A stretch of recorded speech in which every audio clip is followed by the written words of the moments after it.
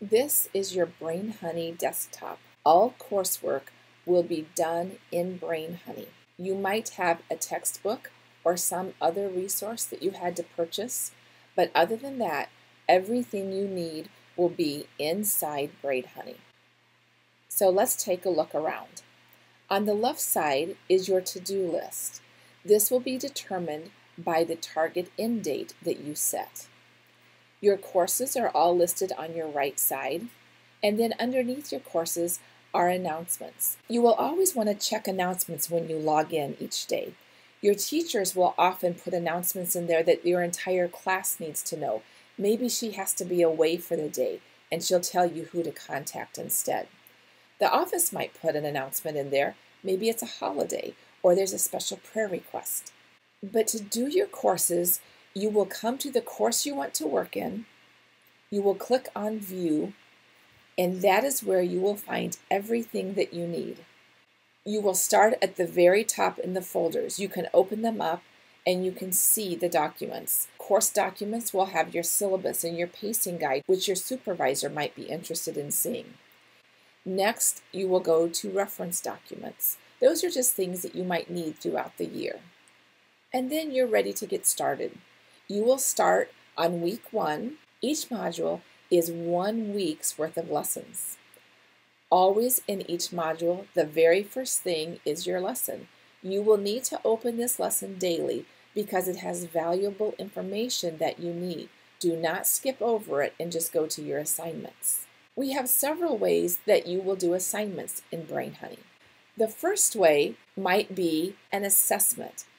An assessment can be a test or quiz. You'll know that it's a test or quiz because it will be password protected, but sometimes you can do an assessment without it being password protected. It simply means that you are going to answer your questions directly in BrainHoney. To do so, you would click Start and the questions would appear. You also might have a discussion. A discussion forum will look somewhat like a regular classroom discussion. You will read through the instructions on what to do. When you are ready to do your work, you will first click on Rubric to see how you're going to be graded. This is the way to make sure that you do everything your teacher wants you to do before she grades the assignment. And then you will click on New Thread.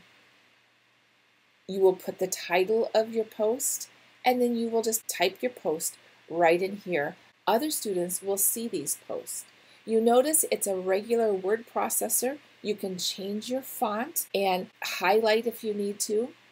You can also add a picture, but you should not do that very often unless it is just a very small picture. The reason is some students in your class have low bandwidth, and if you put a large picture in there, they will be stuck and they cannot open the discussion forum at all. If you do want to add a picture, that's always a wonderful addition. Sometimes it's a required addition. You simply need to attach a file. In that way, if a student does have low bandwidth, they don't have to open your file in order to be able to do the discussion.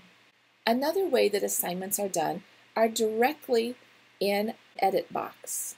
For instance, this question only has 3 or 4 sentences that the student has to write. So the teacher has provided a little box for the student to answer in. Again, notice there is a rubric for this, so you would want to click to see how the teacher is going to grade. And then you would simply click Open, and there will be the box that you are to write your assignment in. Again, it's just like the discussion forum.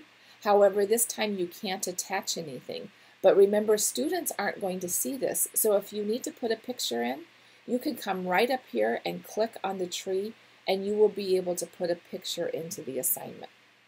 Oftentimes, there will be an assignment sheet. If there is an assignment sheet provided, it will be down here in the bottom left corner. You will click on it, you will open it and save it to your computer, and then you will do your work. You will then come back here, open, there'll be a browse button, and you can find it on your computer and attach it in BrainHoney. So those are the main ways that you will do assignments in BrainHoney. When you want to go back to your home page, to your desktop, you will simply click on the house icon.